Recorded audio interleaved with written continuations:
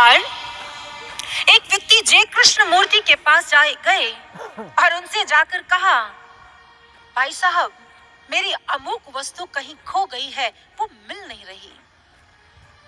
तो जय कृष्ण मूर्ति मुस्कुरा दिए। उन्होंने कहा, बंधु, आपकी वस्तु नहीं खोई है, आपकी वस्तु वही है जहां है, लेकिन हाँ, उस वस्तु से जुड़ी हुई आपकी याद खो गई है, आपकी स्मृति खो गई है। ठीक इसी प्रकार से प्रभु श्री राम भारत से नहीं खोए हैं। प्रभु श्री राम भारत में ही हैं, लेकिन उनसे जुड़ी हुई हमारी याद, उनसे जुड़ी हुई हमारी स्मृति, उनको खोजने की युक्ति, उन्हें देखने की विधि कहीं खो गई है। और उसी विधि को परम श्रद्धेय सर्वश्री आशुतोष महाराज जी प्रदान कर रहे हैं। रावण चाहता है भारतीय विकारों में, नकारात्मकताओं में, क्रोध में, जलन में, ईर्ष्या में, द्वेष में खोए रहें। ये स्वयं को जान ना लें। जिस दिन ये जान जाएंगे राम को, मेरा मूलोच्छेदन हो जाएगा। मैं कहां जाऊंगा, मैं क्या करूंगा? इसीलिए सज्जनों, यदि वो रावणत्व भयभीत है, तो उसके भय को आकार देने का समय आ गया है। हृदयासन पर राम को बिठाने का समय आ गया है। इसीलिए किसी ने खूब कहा, हर अंतर में क्रांति लाने का समय है, हृदयासन में राम को बिठाने का समय है। हर अंतर में क्रांति लाने का समय है। रावण को चिर निद्रा में राम ही सुला पाएंगे। जीवित करोगे हर वर्ष तो कैसे भुला पाएंगे? प्रकट कर दो हर हृदय में राम का रूप साकार, छोटा कर दो रावण के पुतलों का आकार। भयभीत हुए रावण को गिराने का समय है, हर हृदय में राम को बिठाने का समय है। बातों से नहीं, अब आचरण में मर्यादा लानी होगी। हनुमान व अंगद जैसी अलख जगानी होगी। राम राज की नींव पहले अंतस में बनानी होगी, फिर ज्योति श्री राम की घट घट में जलानी होगी। राम के आदर्शों को अब अपनाने का समय है, हृदयासन पर राम को बिठाने का समय है। भयभीत हुए रावण को आज गिराने का समय है। भयभीत हुए रावण को आज गिराने का समय है। सज्जनों, आज गिराना होगा रावण को। मैं आपसे कहना चाहूंगी, बहुत प्रसन्नता की बात है कि आज अयोध्या में प्रभु श्री राम जी का मंदिर बन रहा है। एक बात कहना चाहूंगी, उस मंदिर की एक एक ईंट के साथ हम अपने हृदय को भी अयोध्या बनाएं।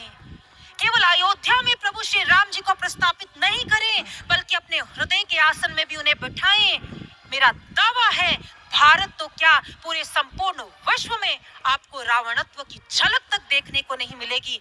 राम ही राम छा जाएंगे। हृदयासन पर बिठाने की जरूरत है। बहुत हो गया, बहुत उत्पीड़न सह लिया, बहुत मनमाना आचरण कर लिया। अब एक बार राम के आदर्शों पर चलकर देखें। सज्जनों, यदि राम के आदर्शों पर नहीं चले तो एक समय ऐसा आएगा कि हमारा जीवन इतना रावणमय हो जाएगा कि उसमें राम का अवशेष भी सज्जनों दिखाई नहीं देगा। इसलिए बहुत हो चुका उत्पीड़न, अब रावण से रण होगा। खड्ग निकाल आत्मिक बल की शोषण का आशीष उड़ाएंगे। ब्रह्म ज्ञान की भट्टी में हर दुर्गन फूंक जलाएंगे। फिर ये बात कहे ना धरा कि अभी दशानन नहीं मरा, अभी दशानन नहीं मरा। अब रावण से रण होगा, अब रावण से रण होगा।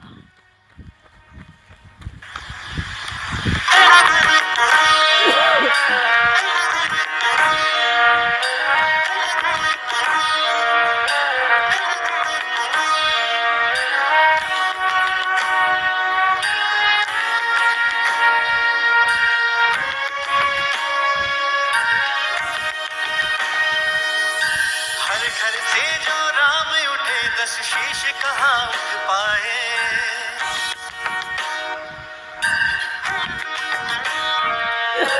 हर घर से जो राम उठे, दस शीश कहाँ उठ पाए। राम बाण हाथों में हो तो दुष्ट दलन हो जाए। बहुत हुआ अब और नहीं, जब ऐसा ये रण होगा।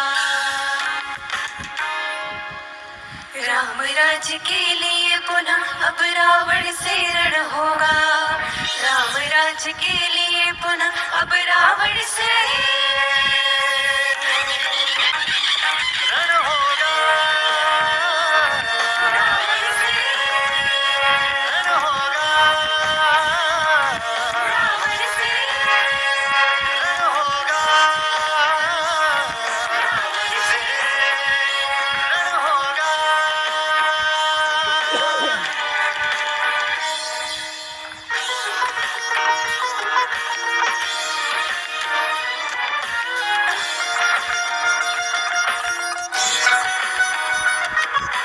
रावण से रण होगा, रण होगा, रावण से रण होगा,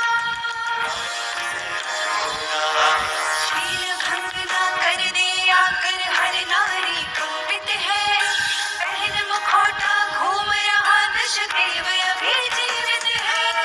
किसके सदा जलाए पुतले,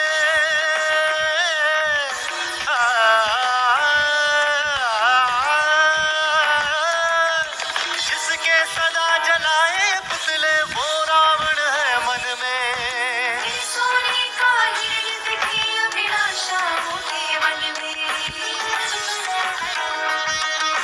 राम विजय हो घर को लौटे साक्षी हर कण होगा। अब रावण से रण होगा, रावण से रण होगा, रावण से रण होगा, रावण से रण होगा।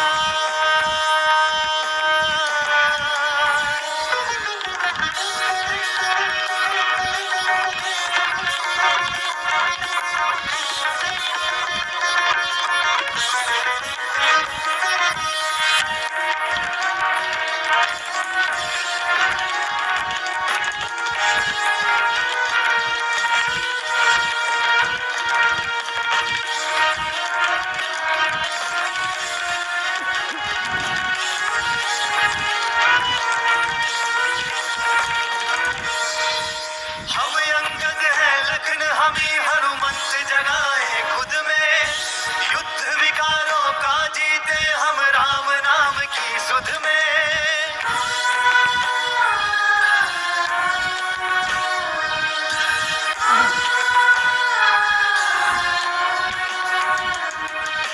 जब सीता की ओर कभी कोई रावण आंख उठाए, खड्ग खींच कर तभी दुष्ट का धड़ से शीश गिराए।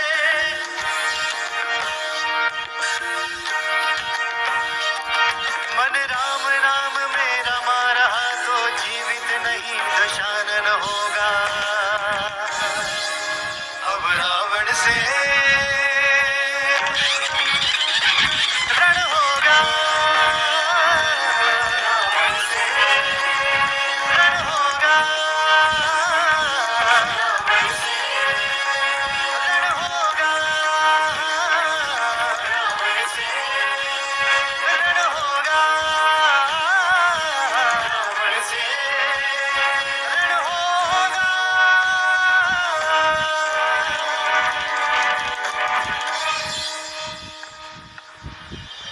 अब रावण से रण होगा। इससे पहले कि रावण संपूर्ण घटना चक्र को बदल दे, हम घटनाओं को बदल दें, हम स्वयं को बदल लें, हम समाज को बदल दें। और रामत्व का संचार जन जन में कैसे होगा और रावणत्व का अंत कैसे होगा, यही तो प्रभु श्री राम जी की कथा सिखाती है। चलिए बढ़ते हैं इस सूत्र को पाने के लिए प्रभु श्री राम जी की कथा की ओर, जिस कथा को काकभूषुंडी जी गरुड़ जी को सुनाते हैं, भगवान महादेव पार्वती जी को सुनाते हैं और याज्ञवल्क्य जी भरद्वाज जी को सुनाते हैं। प्रभु की कथा को बांचते हुए भगवान महादेव कहते हैं, हे पार्वती, जो निर्गुण है, निराकार है, सर्वशक्तिमान है, ब्रह्म है, वही मेरे प्रभु श्री राम के रूप में धरती पर अवतार धारण करते हैं और भक्तों की रक्षा करते हैं और उनका मार्ग प्रशस्त करने आते हैं। जिस समय पार्वती जी ने यह सुना, उन्होंने दोनों हाथ जोड़ लिए। कहा, हे देव, आपका एक एक वचन अक्षरशः सत्य है और आपका एक एक वचन मन और आत्मा को शांत व तृप्त कर देने वाला है। आप अवतार के विषय में बता रहे हैं, मेरा हृदय उस बात को स्वीकार कर रहा है, लेकिन मेरे मन में एक विचार है कि उस भगवान को इस धरा पर आना ही क्यों पड़ता है, क्योंकि आप ही तो कहते हैं वो सर्वशक्तिमान है, वो ब्रह्म है, वो सब कुछ अपने संकल्प से कर सकते हैं, तो वो फिर इस धरती पर क्यों आते हैं। नाथ धर्यो नर तन के ही हेतु, मोहे समझाए कहहु वृष केतु। हे धर्म ध्वज के पालक, मुझे समझाकर कहें कि भगवान इस धरती पर क्यों आते, उन्हें क्यों आना पड़ता है। मुझे लगता है ये प्रश्न केवल पार्वती जी का ही नहीं है, बहुत सारे लोगों के मन में ये विचार आता है कि भगवान आते ही क्यों हैं। वो अपनी शक्ति से सब कुछ व्यवस्थित कर दें, संकल्प मात्र से सब कुछ कर दें। तो इस बात का उत्तर हम एक उदाहरण से लेते हैं। मान लीजिए एक माँ का बच्चा है और वो अग्नि में गिर गया है। अब माँ क्या करेगी? क्या अग्नि को शांत करने के लिए भागी जाएगी जल लेने के लिए और अग्नि शांत करेगी, या किसी को बुलाएगी, या किसी के आने का इंतजार करेगी? क्या करेगी? इनमें से कुछ नहीं करेगी। जिस समय माँ देखती है उसका बच्चा जल रहा है, वो आग नहीं देखती, ताव नहीं देखती, वो जल्दी से आग में कूद जाती है। वो ये नहीं देखती उसने कौन से आभूषण पहने हैं, वस्त्र है, प्राणों तक की भी परवाह नहीं करती। वो जल्दी से अपने बच्चे को अग्नि से बाहर ले आती है। भगवान भी हमारी माँ है। जिस समय वो ईश्वर रूपी माँ संसार को जलता हुआ देखता है, विकारों की, ईर्ष्या की अग्नि में, वासनाओं की अग्नि में, तो भगवान से रहा नहीं जाता। वो अपने बच्चों को निकालने के लिए स्वयं अपने बैकुंठ का परित्याग कर आ जाते हैं। चलिए इसी बात को एक दूसरे उदाहरण से समझते हैं। जब हम बीमार होते हैं तो हम क्या करते हैं? हम डॉक्टर के पास जाते हैं ना, ठीक होने के लिए, मेडिसिन लेने के लिए। लेकिन जब महामारी फैलती है तो क्या होता है? हम डॉक्टर के पास नहीं जाते हैं, डॉक्टर फील्ड में उतर आता है। शायद इस बात का प्रमाण इस महामारी में हमें बाखूबी हो चुका है।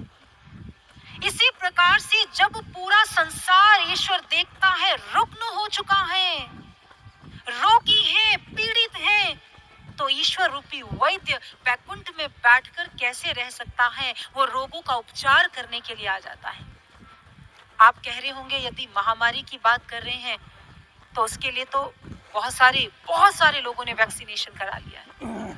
तो मैं आपको बताना चाहूंगी, बहुत अच्छी बात है, लेकिन यहाँ हम शारीरिक रोग की बात नहीं कर रहे हैं। ये रुग्णता है मन की, विचारों की, विकारों की रुग्णता है सज्जनों। आज जितने भी विकार हैं, विचार हैं, वो सब मन को लगे हैं, बुद्धि विचलित करती है, भ्रम जाल फैला हुआ है, हमें मार्ग नहीं दिख रहा, हम उलझे पड़े हैं।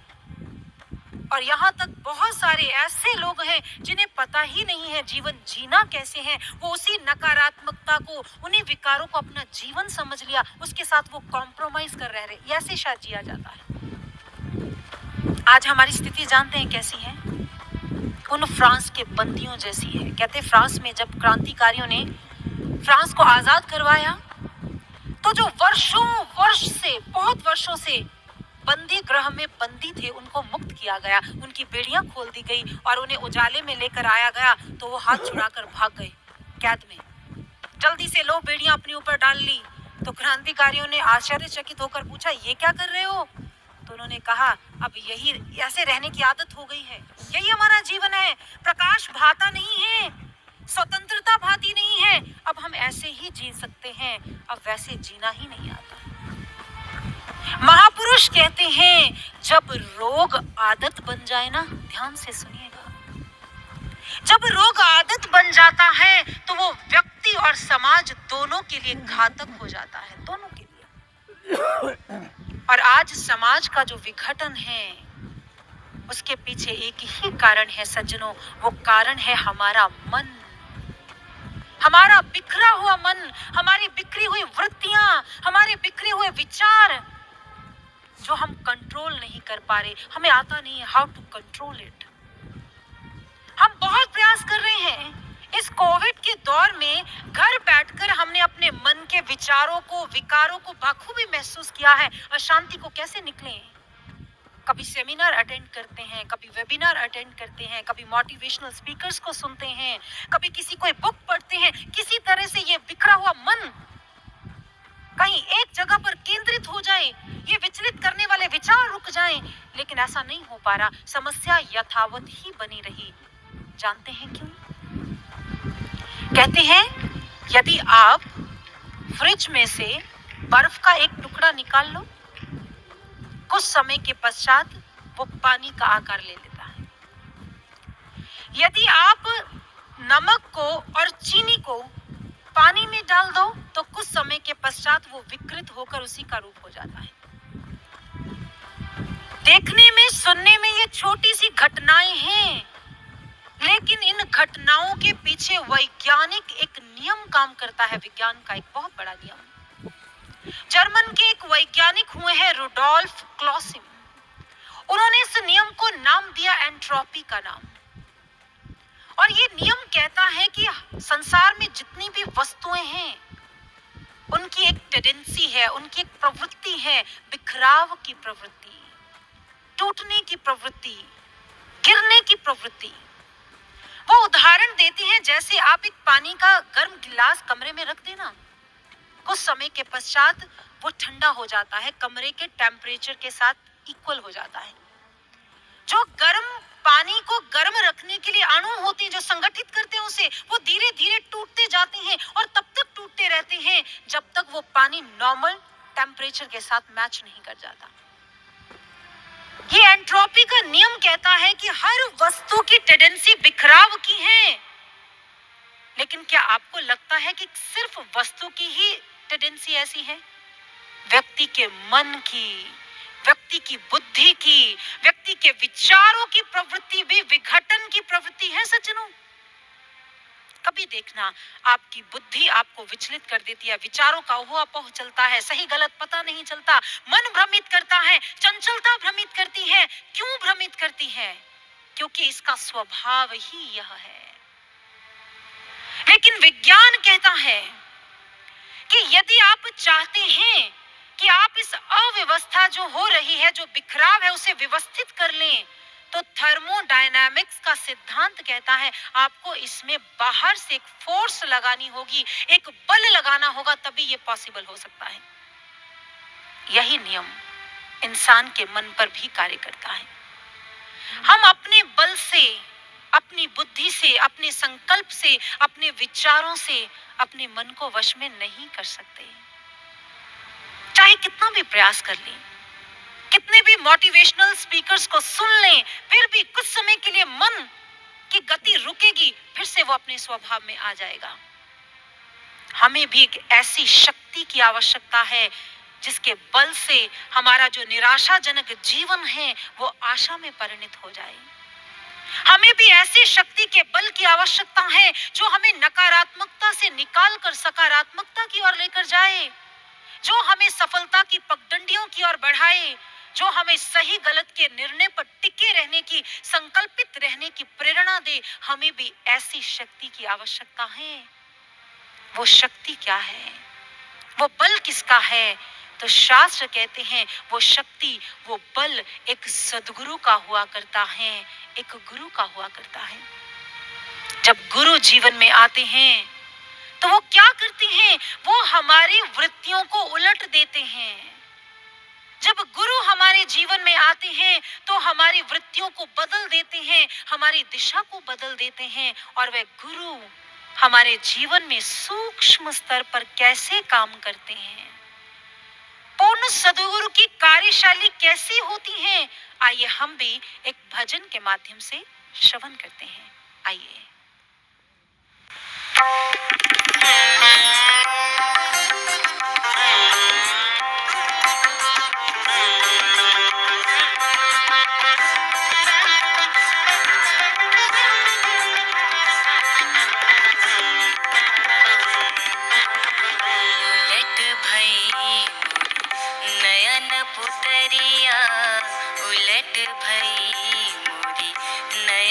पुतरिया मस्तक कर गुरुदेव धरायो, बाहर से मन भीतर कीन्हा, बाहर से मन भीतर कीन्हा।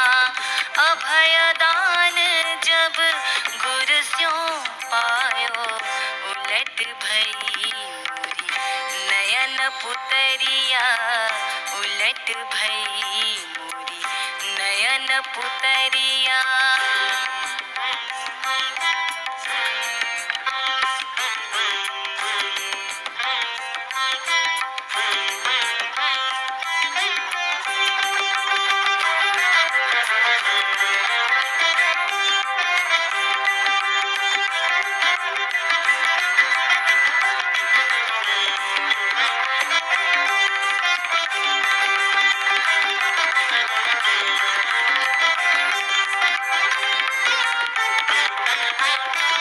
विषय विकार है मन ते छूटे, सब दुर्मति मोरी हर देनी।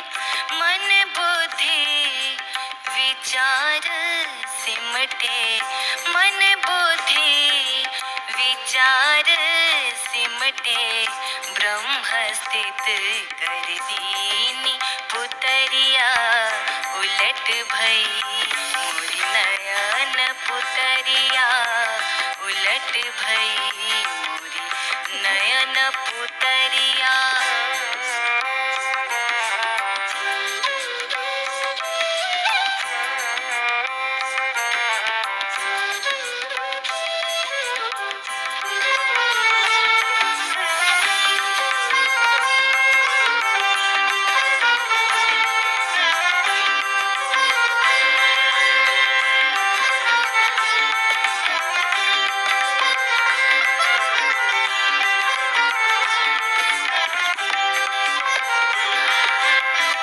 ब्रह्मरंध्र पर सुरत टिका दे, उर्द अवस्थित कर दीनी।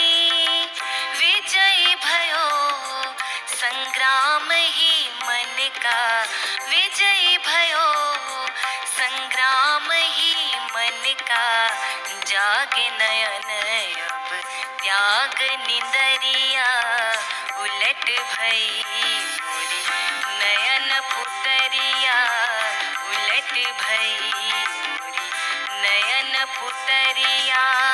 मस्तक कर गुरुदेव धरायो, बाहर से मन भीतर कीन्हा, बाहर से मन भीतर कीन्हा।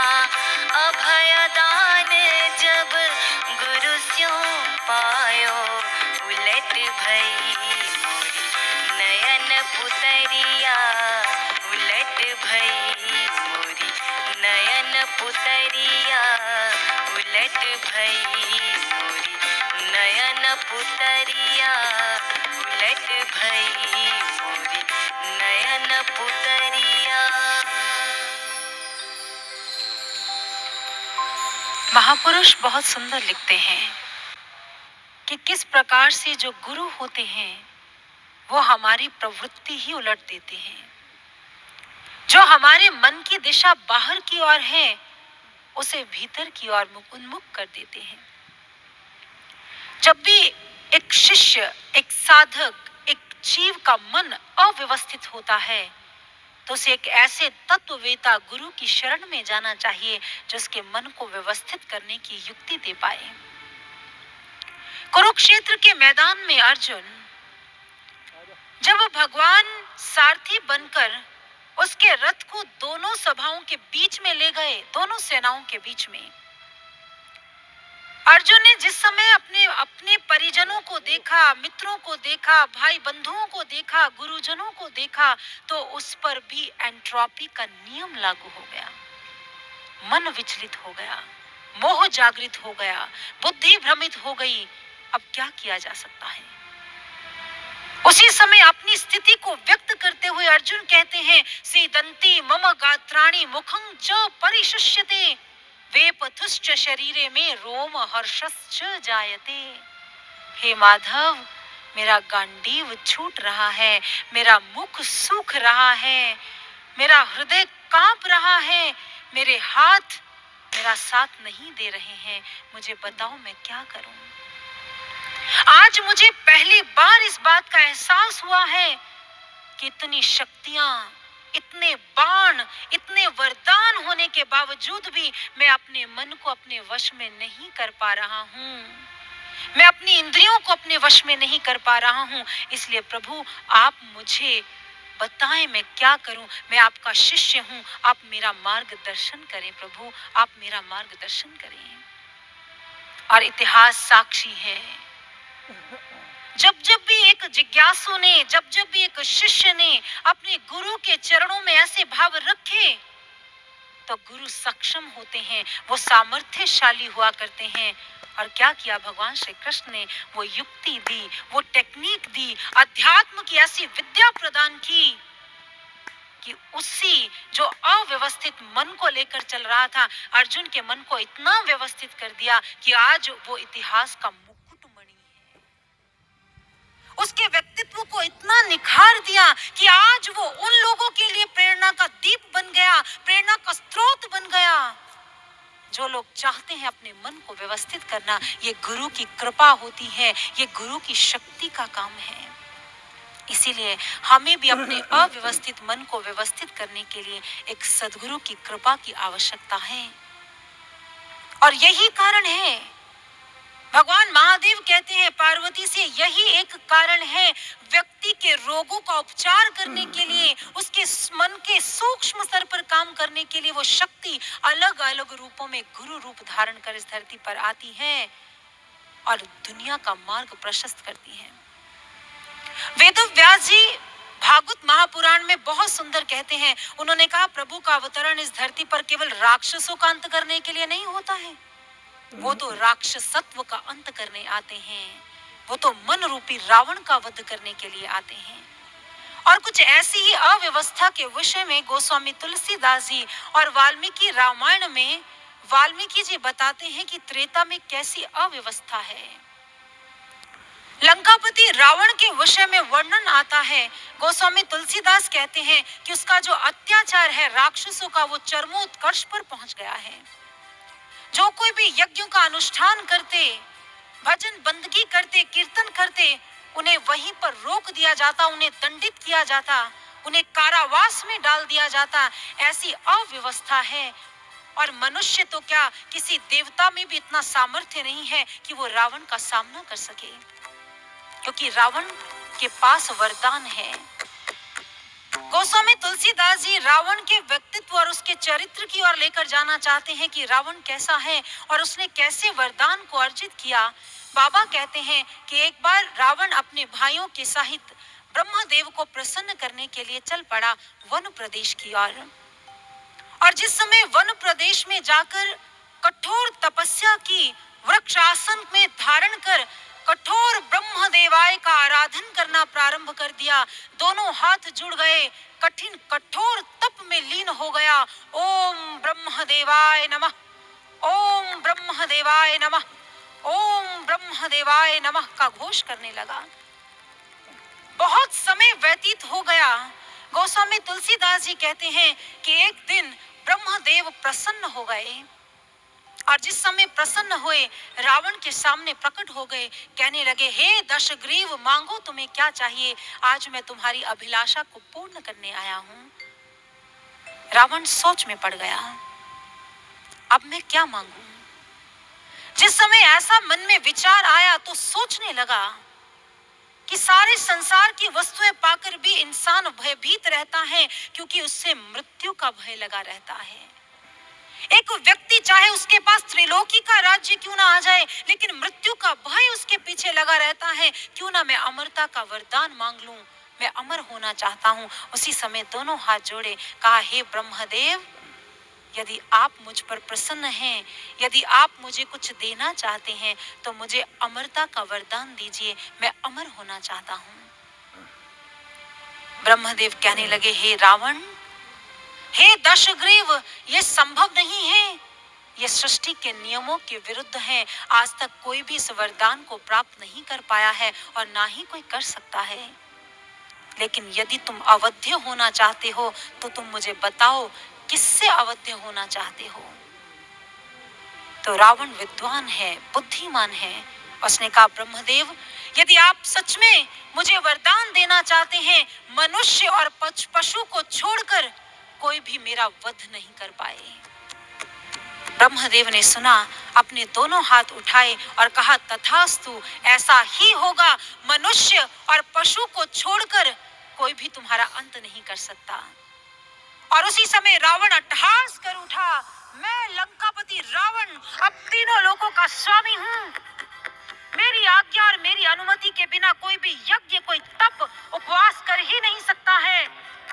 और उसी समय अपने राक्षसों को आदेश देता है और पूरी पृथ्वी पर कोलाहल मच जाता है।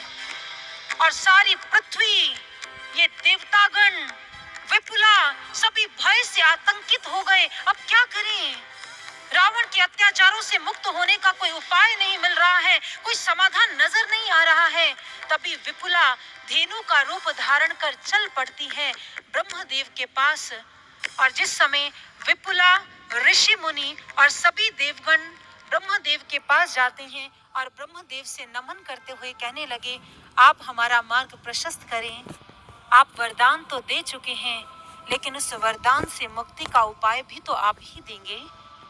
तो ब्रह्मदेव बोले, हे देवगण, वो उपाय मेरे पास नहीं है, वो उपाय श्री हरि के पास है।